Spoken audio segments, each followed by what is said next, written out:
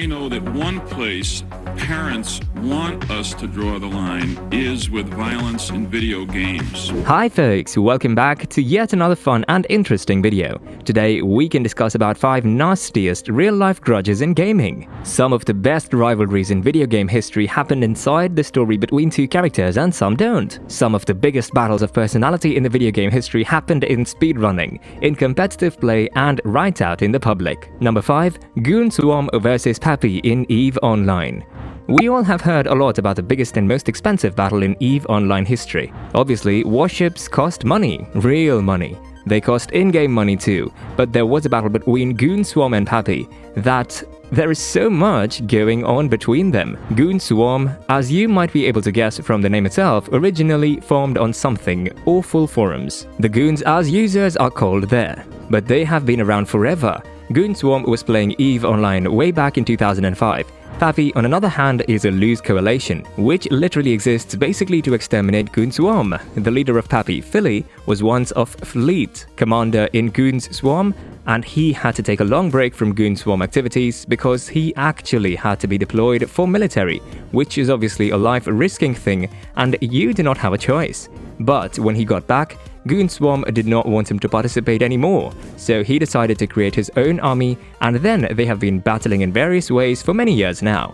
They burn tons of money in what seems to be an endless feud. It's pretty wild, but it's also kind of the point of the game. Number 4. Final Fantasy VII. In Final Fantasy VII, there was a level 99 reactor grudge match that frankly is insane. This is entirely spite-fueled and frankly is pretty amazing. An internet user by the name Dick Tree posted a topic claiming that he was going to reach level 99 in the first reactor of Final Fantasy VII. Now, just so you're aware, every battle in that reactor gives the party around 80 XP. So, in order to get to level 99, you need 2,452,783 XP. So if you calculate, it's about 30,660 battles. If we assume every battle takes about 45 seconds, now just to be fair, we have to say that once you get past a certain level, they are going to be quick battles, so the average is going to be pretty low. Still, that would take about 16 days of straight grinding to do, without considering in the time between the battles. We're not factoring in the loading, we're not factoring in the running that you would need to do to trigger the battles. Dick Tree wrote a check that he did not cash. He would make progress on it, sure, but he would disappear for months on end or just troll people. There was another user who was so infuriated by this. He registered an account on the forums and said, "Dick Tree, I should do this." So from January 2015 to March 2017, Circle Master did do it. 2 years of grinding just despite Dick Tree, and he completed it. Level 99 in the first reactor. Great job, Circle Master, not only for reaching level 99, but for showing people they should not talk big unless they can back it up. Number 3. Mario Kart 64. Mario Kart 64 is the anti-1000 aliens. Now, Mario Kart 64 is obviously a big thing for speedrunners. There are tons of amazing players constantly looking to get world record times for each track, and for a really long time, world records were held by a variety of different players, and still the best guy showed up. Matthias Rostmeyer is a German speedrunner, and that, frankly, he is too good. He almost got all 32 Mario 64 world records. He almost really became the only player ever to do that. But Mario Kart 64 community was like, actually, no, we don't want one guy to hold all of this. So the Anti-1000 alliance formed. Essentially, several speedrunners worked together to knock out Matthias's world record time. But Matthias quickly recaptured them because he is amazing. Even with the coalition of players attempting to beat his time, Matthias managed to earn every world record except for one, but the last world record did end up being his downfall. Other players did manage to crack his almost 31-32 world record, and he never actually recovered. He is probably one of the nicest people out there. He enjoyed the challenge and the community loved his participation. Keeping up the perfect world record run out of his hands was not personal. It was actually a point of pride for the community, including him, just the pure spirit of competition. Number 2 is Jack Thompson.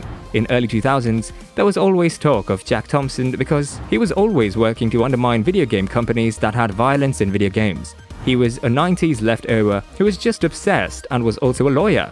Basically, the people he tried to pick on the most were Rockstar Games, which he was constantly filing lawsuits against. He would constantly try to link playing the Grand Theft Auto series to doing real-life murder, which absolutely no evidence supports that idea is even possible. If it were possible, basically all media would be transforming people into just stone-cold murderers at all times, because there is so much murders in all types of media like books, TV, movies, and that doesn't happen.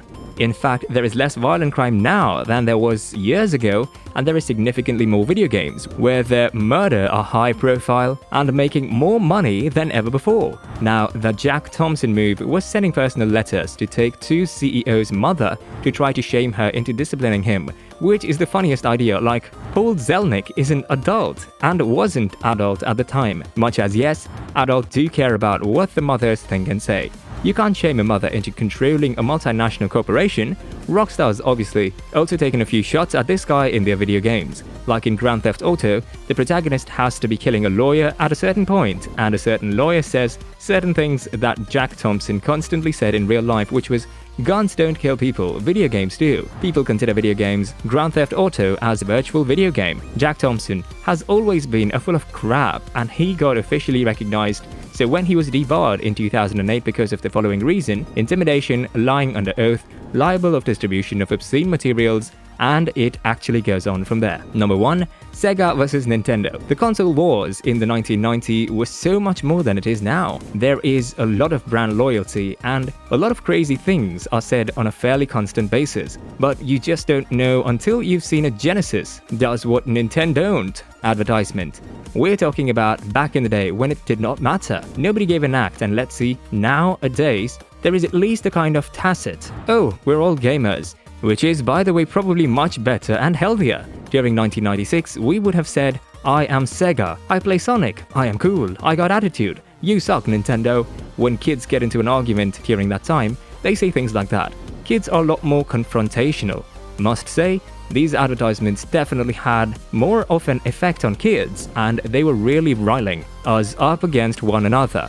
Despite the fact that all love the Super Nintendo SimCity, if you recall the big controversy about Mortal Kombat that more or less eventually led to the creation of ESRB, Nintendo blamed Sega so much for this because they're allowed Mortal Kombat on their platform. Now, unfortunately, Sega made a series of decisions regarding console launches which were totally insane, but their marketing campaign was actually pretty on point.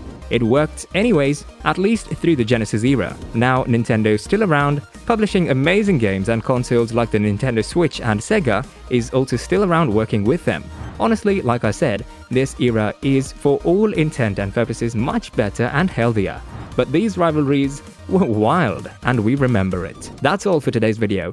Hope you all enjoyed the video. Please do encourage us by liking the video and by subscribing to the channel. Also, do comment your views and share it with more people. By then, we'll be back with yet another fun video. Till then, stay safe, stay happy, stay healthy.